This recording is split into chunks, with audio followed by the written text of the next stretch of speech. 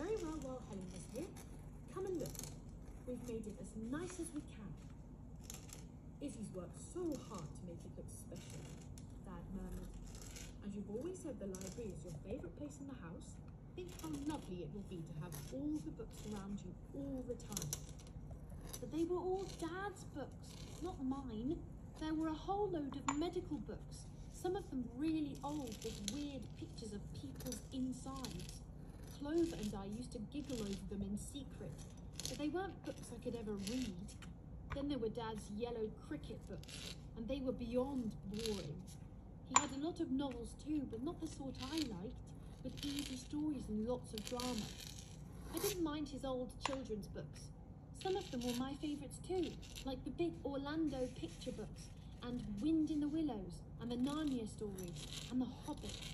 I'd read all those already.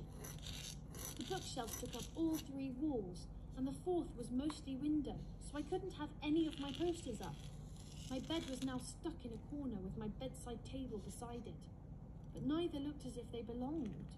There were strange new ornaments arranged on the table, all of them made out of seashells. There were 3 shells with inked-on faces and stuck on woolly bits. The children all made you presents when we were in Nevin, said Izzy. Dory and Johnny made spider shells. Phil says his is an octopus, but to be truthful, I can't tell them apart. I looked at the spiders and the octopus without comment. There was also a little box studded in seashells. The shells were carefully arranged in a pretty pattern. I reached out and ran my finger over the wavy shells. Clover and Elsie worked together for ages. They hardly needed any help. Haven't they done it splendidly? Said Izzy.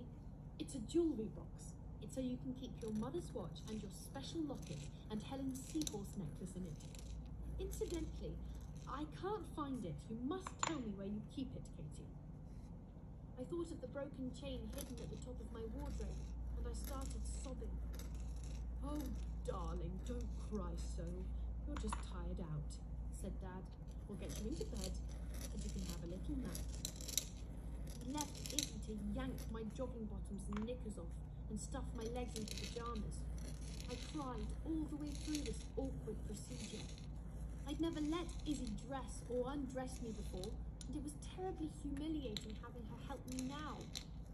It was also another desperate struggle to get into bed itself.